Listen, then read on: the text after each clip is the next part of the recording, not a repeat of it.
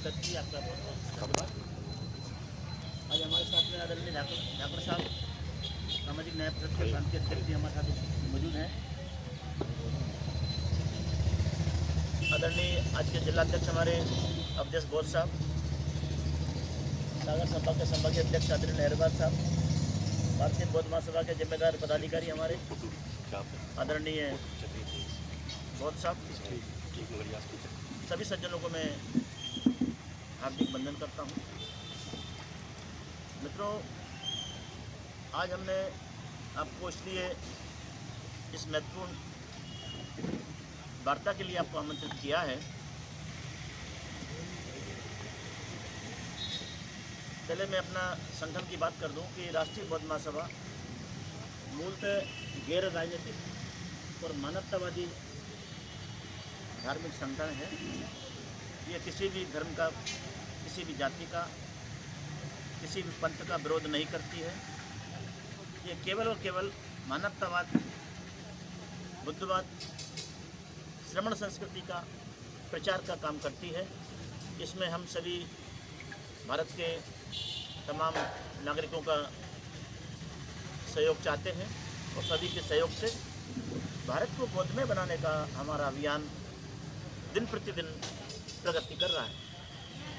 साथियों, इसी बीच में हमारे कुछ राष्ट्रीय और अंतर्राष्ट्रीय मुद्दे जो आते हैं, इसके लिए हमें आपसे बार बार मुखातिब होना पड़ता है। तो आज हमारा जो मुद्दा है वो ये है कि कल 21 जुलाई को हम लोग महामहिम राष्ट्रपति महोदया और माननीय मुख्यमंत्री बिहार सरकार को एक ज्ञापन सौंपने जा रहे हैं माननीय कलेक्टर महोदय के माध्यम से। हमारा विषय है कि हम लोग करीब माह फरवरी से आज हमें 6 महीना होने वाला है, 5.5 महीना हो गया है। 6 महीने से हम लोग बोध गया महाबोधि विहार मुक्ति आंदोलन के लिए हमारा भिक्षु संघ अंतर्राष्ट्रीय बौद्ध संघ के माध्यम से संघर्ष कर रहा है और वहाँ पर हड़ताल में बैठे हुए हैं बोध गया में। इसके लिए हम लोग मार्च में भी ज्ञापन दिया माननीय मुख्यमंत्री और राष्ट्रपति महोदया को, हमारे कलेक्टर साहब के माध्यम से 10 मार्च को। ये भी आप सभी को भली भांति मालूम है। सरकार हमारी अल्पसंख्यक होने के कारण सुनवाई नहीं करती है, जबकि प्राचीन काल से भारत बुद्ध का देश है। तथागत गौतम बुद्ध का जन्म भारत में हुआ है। तथागत गौतम बुद्ध को ज्ञान प्राप्त भी बोध गया में हुआ है और उस पवित्र भूमि में सम्राट अशोक ने बहुत बड़ा महाबोधि विहार बनवाया था। करीब 100 फीट ऊंचा है, ऊंचा बौद्ध विहार बनाया हुआ है, जो अंतर्राष्ट्रीय ख्याति प्राप्त बौद्ध विहारों में शामिल है, यूनेस्को की सूची में शामिल है।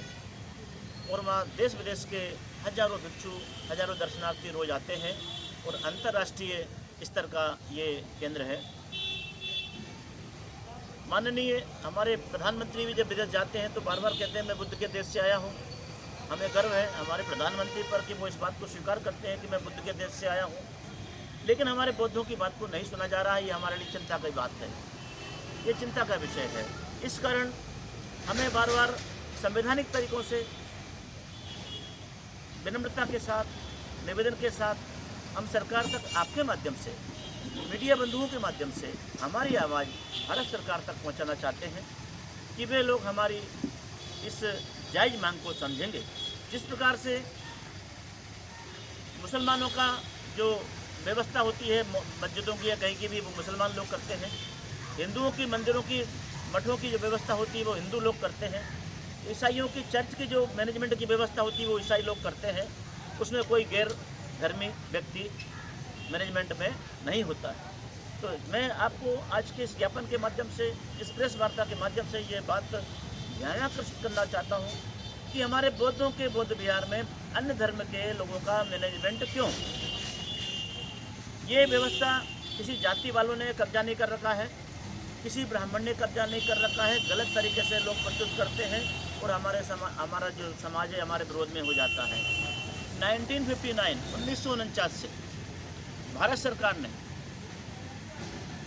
तत्कालीन प्रधानमंत्री उस समय माननीय नेहरू जी हुआ करते थे, तो BTMC एक्ट बौद्ध टेम्पल मैनेजमेंट कमेटी एक्ट बनाया हुआ है, BTMC एक्ट। इस बोर्ड में भी लिखा होगा BTMC एक्ट।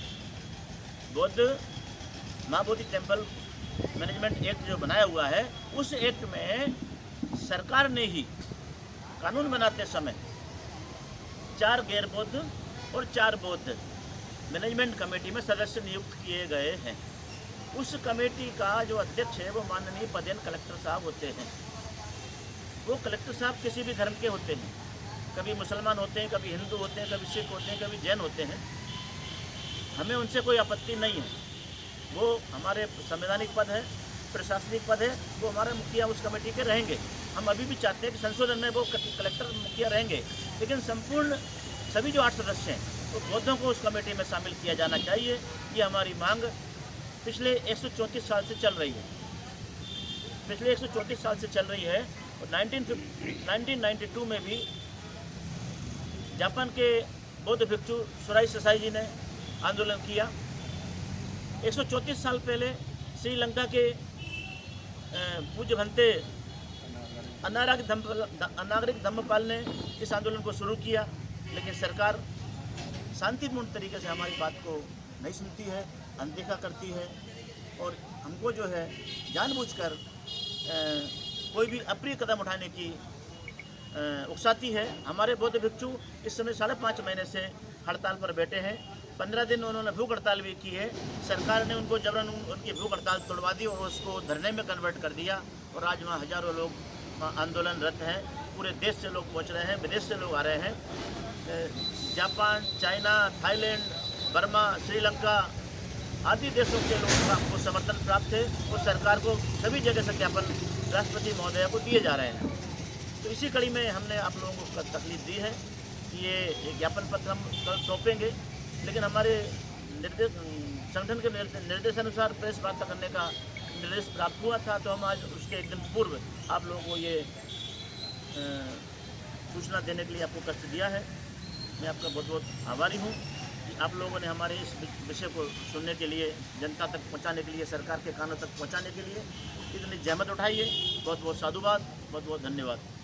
आपके कोई सवाल हो तो आप कर सकते हैं।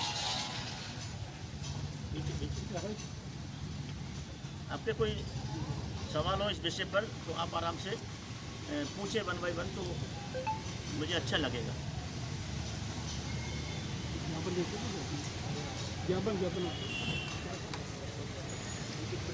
ज्ञापन की तो ये प्रति अभी हम एक ही प्रति दे पाएंगे, लेकिन ये प्रेस नोट है ना, प्रेस नोट दो अध्यक्ष जी।